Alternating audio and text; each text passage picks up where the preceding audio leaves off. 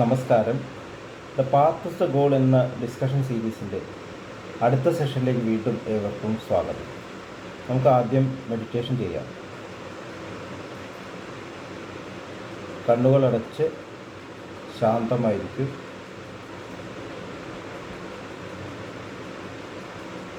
ഭൂമി മാതാവിനോടും സർവചരാചരങ്ങളോടും അന്തരീക്ഷത്തോടും കൃതജ്ഞത രേഖപ്പെടുത്തും.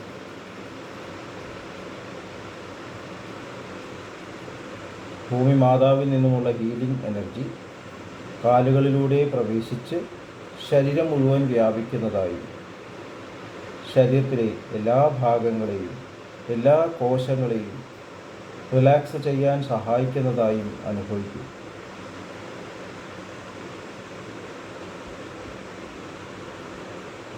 ഇപ്പോൾ ശരീരം പൂർണ്ണമായും റിലാക്സ്ഡായി. ഈ റിലാക്സേഷൻ ഹൃദയത്തിൽ അനുഭവിക്കൂ. ശ്വാസം ദീർഘമായി ഉള്ളിലേക്കെടുക്കൂ. ഹൃദയത്തിൽ സ്നേഹം നിറയുന്നതായി അനുഭവിക്കൂ. ശ്വാസം പുറത്തേക്ക് വരുമ്പോൾ സ്നേഹം പ്രപഞ്ചം മുഴുവൻ വ്യാപിക്കുന്നതായും അനുഭവിക്കൂ.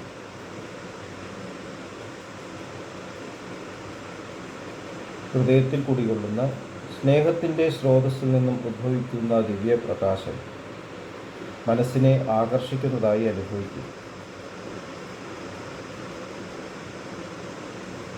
ആ ദിവ്യപ്രകാശത്തിൽ ധ്യാനം ആരംഭിക്കും.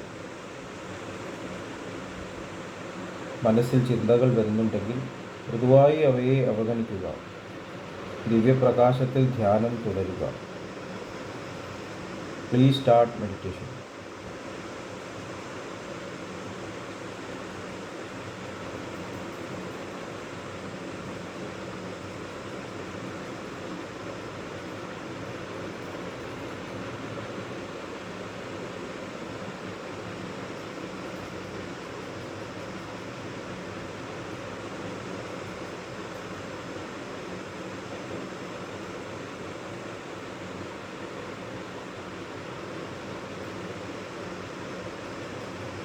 ഓക്കെ, ഈ കണ്ടീഷൻ ഹൃദയത്തിൽ നിലനിർത്തി പതുക്കെ കണ്ണുകൾ തുറക്കും. എല്ലാവരെയും ആർദ്രമായി ഹാർട്ട്ഫുൾനെസ് സഹജമാർഗ് മെഡിറ്റേഷൻ സിസ്റ്റത്തിലേക്ക് സ്വാഗതം ചെയ്യുന്നു. എങ്ങനെ ജോയിൻ ചെയ്യാം എന്നത് ഡിസ്ക്രിപ്ഷൻ ബോക്സിൽ കൊടുത്തിട്ടുണ്ട്. നമ്മുടെ ജീവിതം യഥാർത്ഥത്തിൽ ഒരു എഡ്യൂക്കേഷൻ തന്നെയാണ് എന്നുള്ളതാണ് നമ്മൾ ഡിസ്കസ് ചെയ്യുന്നത്. ഇതിൽ നമ്മൾ പാഠങ്ങൾ പഠിക്കുന്നു. എന്ത് പാഠങ്ങളാണ് പഠിക്കുന്നത് എന്നുള്ളതാണ് ഇമ്പോർട്ടൻ്റ്. ശരിക്കും ഒരു പാഠം മാത്രമേ പഠിക്കാനുള്ളൂ. നമ്മുടെ യാത്ര എന്ന് പറയുന്നത് ഇൻഫിനിറ്റായിട്ടുള്ള ഒരു തലത്തിലേക്കാണ്. ഇൻഫിനിറ്റായിട്ടുള്ള ഒരു ബെറ്റർമെൻറ്റിലേക്കാണ്, നന്മയിലേക്കാണ്. അതെല്ലാവരും ആക്സെപ്റ്റ് ചെയ്യും. കൂടുതലും നന്നായിക്കൊണ്ടേയിരിക്കുക. അപ്പോൾ ഈ നന്മയുടെ ഏറ്റവും ഉയർന്ന തലം എന്ന് നമുക്ക് സങ്കല്പിക്കാൻ സാധിക്കുന്ന ഒരു കാര്യത്തെ ഈശ്വരൻ എന്ന് വിളിക്കുന്നു. പല രീതികളിലും വിളിക്കാം. ഈശ്വരൻ എന്ന് വിളിക്കാം, അള്ളാഹ് എന്ന് വിളിക്കാം, ഭഗവാൻ എന്ന് വിളിക്കാം, പല രീതിയിലും വിളിക്കാം. സഹജമാർഗത്തിൽ പെർഫെക്റ്റ് ആയിട്ടുള്ള മാസ്റ്ററി വന്നിട്ടുള്ള ഒരു സ്റ്റേറ്റ് എന്നാണ് നമ്മൾ ആ ഒരു സ്റ്റേറ്റിനെ കുറിച്ച് പറയുന്നത്. Perfect master, great master. അപ്പോൾ പെർഫെക്ഷനുമായിട്ട് പൂർണ്ണമായിട്ടുള്ള ഓസ്മോസിസ് നിൽക്കുന്ന ഒരു സ്റ്റേറ്റ്. പെർഫെക്ഷൻ ആസ് സച്ച് അതൊരിക്കലും ഈ ശരീരത്തിലൂടെ സംഭവിക്കില്ല. കാരണം ശരീരം തന്നെ ഇംപെർഫെക്റ്റാണ്. ഇംപെർഫെക്റ്റ് ആയിട്ടുള്ള ഒരു ശരീരത്തിലൂടെ എങ്ങനെയാണ് പെർഫെക്ഷൻ മാനിഫെസ്റ്റ് ചെയ്യാൻ സാധിക്കുക? പക്ഷെ അതിനുള്ള യത്നത്തിലാണ് നമ്മളെല്ലാവരും.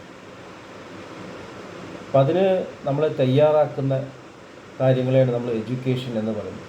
വീട്ടിൽ നിന്ന് ലഭിക്കുന്ന എഡ്യൂക്കേഷൻ, വിദ്യാലയത്തിൽ നിന്ന് ലഭിക്കുന്ന എഡ്യൂക്കേഷൻ, സമൂഹത്തിൽ നിന്ന് ലഭിക്കുന്ന എഡ്യൂക്കേഷൻ, അനുഭവങ്ങളിൽ നിന്ന് ലഭിക്കുന്ന എഡ്യൂക്കേഷൻ, ഇങ്ങനെ പലതരത്തിലും നമ്മളിൽ എന്തൊക്കെ ചേഞ്ചസ് കൊണ്ടുവരണം എന്നുള്ളത് നമ്മളെ മനസ്സിലാക്കി തരണം.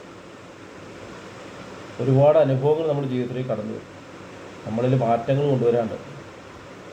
ഞാൻ പെർഫെക്റ്റ് അല്ല എന്നുള്ളത് നമുക്കെല്ലാവർക്കും അറിയാം, ഓരോരുത്തർക്കും അറിയാം പെർഫെക്റ്റ് അല്ല എന്നുള്ളത്. പിന്നെ ഈ പെർഫെക്ഷനിലേക്ക് ഉയരണം എന്നുള്ളതും അറിയാം.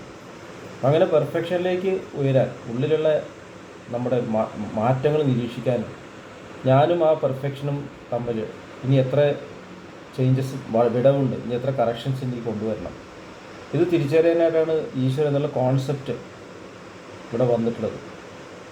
അപ്പം അങ്ങനെ തയ്യാറാക്കുന്ന പലതരത്തിലുള്ള ശിക്ഷണങ്ങളുണ്ട് ടീച്ചിങ്സ്. നമ്മളതിനെ സ്പിരിച്വൽ ലിറ്ററേച്ചർ എന്ന് പറയുന്നു. ഈ തരത്തിൽ യാത്ര നടത്തിക്കൊണ്ടിരിക്കുന്ന വ്യക്തിത്വങ്ങൾ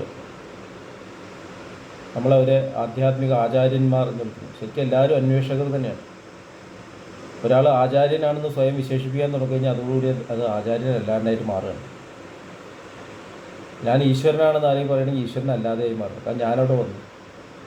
അപ്പോൾ ഈ യാത്രയിൽ എല്ലാവരും സീക്കേഴ്സാണ്. പക്ഷെ നമ്മുടെ മുമ്പേ പോകുന്ന നിസ്വാർത്ഥതയുടെ പ്രതീകങ്ങളായിട്ടുള്ള വ്യക്തിത്വങ്ങളെ നമ്മൾ മാസ്റ്റേഴ്സ് എന്ന് വിളിക്കുന്നു. അവരെ നമ്മൾ ഫോളോ ചെയ്യുന്നു, മഹാജനങ്ങൾ എന്ന് വിളിക്കുന്നു.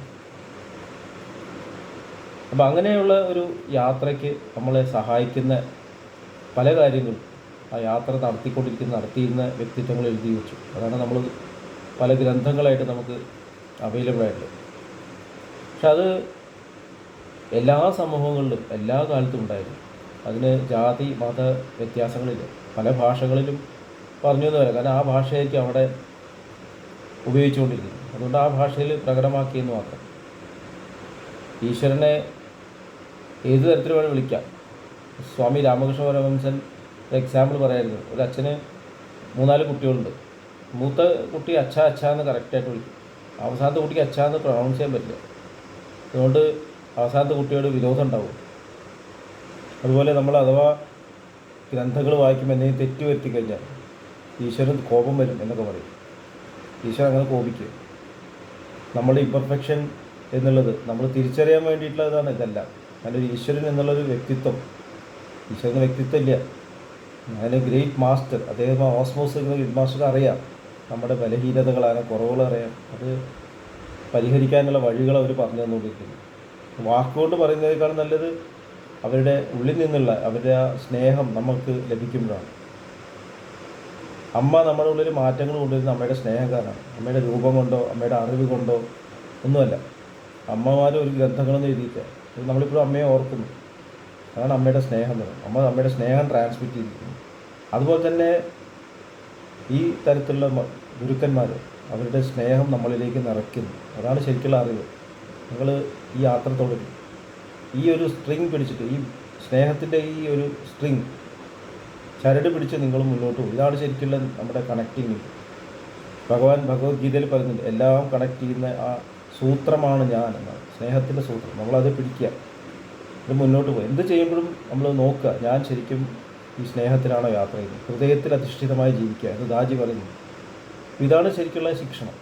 അത് നമ്മുടെ ജീവിതത്തിലേക്ക് കൊണ്ടുവരാനായിട്ട് പല മാസ്റ്റേഴ്സും പല ഉപദേശങ്ങളും നൽകി. അത് പുസ്തകങ്ങളായിട്ട് വന്നു. പിന്നെ ഈ തത്വത്തിൽ മുന്നോട്ട് പോകാതെ ശരിക്കുള്ള ഈ സ്ട്രിങ് പിടിക്കാതെ അതിൽ നിന്നും ലഭിച്ചിട്ടുള്ള അറിവുകൾ കൊണ്ട് പല സംസ്ഥകളുണ്ടായി, പല റിലിജൻസ് ഉണ്ടായി.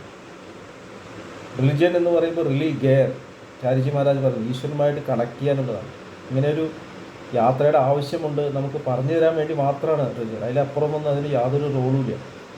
യാത്രയെക്കുറിച്ചിട്ടും അതിന് ഇൻഫിനിറ്റിയെക്കുറിച്ചിട്ടും നമ്മുടെ ഉള്ളിൽ ബോധ്യമുണ്ടാക്കാൻ വേണ്ടി നിങ്ങൾ എത്ര വന്നാലും ഇനിയും മുന്നോട്ട് പോകേണ്ട ആവശ്യമുണ്ട് എന്ന് മനസ്സിലാക്കി തരാനാണിത്. പക്ഷെ അതിൽ ചിലർ ഞാൻ എത്തിക്കഴിഞ്ഞു എന്നുള്ള ആ സ്റ്റേറ്റിൽ നിന്നുകൊണ്ട് ഈ മറ്റുള്ളവരെയൊക്കെ നന്നാക്കാൻ വേണ്ടി ഇറക്കാൻ തുടങ്ങി. അങ്ങനെയാണ് വിഭാഗം ഉണ്ടായത്. പല പല സെക്റ്റുകളുണ്ടായി. കാരണം അവർ തന്നെയാണ് പ്രധാനമെന്ന് അവർ തന്നെ ചിന്തിക്കാൻ തുടങ്ങി. അല്ലെങ്കിൽ അവർ ശിഷ്യന്മാർ ഇവരെ അവരോധിച്ചു. ചിലപ്പോൾ അവർ പറഞ്ഞിട്ടുണ്ടാവില്ല, ഇവരെ അവരോധിച്ചിട്ട് ഇവരുടെ മാതൃക ഫോളോ ചെയ്യണം. എന്നിട്ട് അവരെക്കുറിച്ചിട്ട് കഥകൾ എഴുതി. അത് പറയുന്നത് മാത്രമേ ഫോളോ ചെയ്യാൻ പാടുള്ളൂ, വേറെ ആരും പറയുന്നത് ഫോളോ ചെയ്യാൻ പാടില്ല. അപ്പോൾ ശരിക്കും ഈ സ്നേഹത്തിൻ്റെ സൂത്രത്തിലേക്ക് കണക്ട് ചെയ്യുന്നതിന് പകരം അവിടെ നിന്നും അകൽച്ച കൊണ്ടുവരികയാണ് ശരിക്കും മതങ്ങൾ ചെയ്യുന്നത്. അതുകൊണ്ടാണ് ഇത്രയും കോലാഹലങ്ങൾ ഈ ലോകത്തുണ്ടാകുന്നത്. എല്ലാവരും ഒരുമിച്ച് ലോകത്തിൽ ഹാർമണി, സമാധാനം ഒക്കെ കൊണ്ടുവരേണ്ട മതങ്ങൾ ലോകത്തിൽ മുഴുവൻ പ്രശ്നങ്ങൾ ഉണ്ടാക്കുകയാണ്. വളരെ സങ്കടകരമായിട്ടുള്ള കാര്യമാണ്.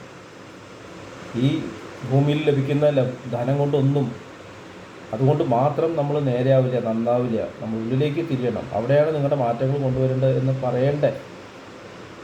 അതേ സ്ക്രിപ്റ്റേഴ്സിനെ മാറ്റിയിട്ട് ഈ ഭൂമിയിലുള്ള ജീവിതം സുഖകരമാക്കാനും ഇവിടെ അസുഖങ്ങളൊന്നുമില്ലാതെ ഇവിടെ ഭരിക്കാനും ഉള്ള രീതിയിലുള്ള അനുഗ്രഹങ്ങൾ നേടാൻ എൻ്റെ മതം ഫോളോ ചെയ്യും, ഞങ്ങളുടെ മതം ഫോളോ ചെയ്യും. അപ്പോൾ ഇവിടേക്ക് കണക്ട് ചെയ്യുന്ന രീതിയിലാക്കി മാറ്റി. സ്വാമി വിവേകാനന്ദ വളരെ സിമ്പിളായിട്ട് പറഞ്ഞിട്ടുണ്ട്, ഈശ്വരൻ എന്നുള്ള തത്വത്തിനെ ഉപയോഗിച്ചിട്ട് ഈ ഭൗതിക ജീവിതം ഇമ്പ്രൂവ് ചെയ്യാൻ ശ്രമിക്കുമ്പോൾ അതിനെ ഭൗതികത എന്ന് പറയും.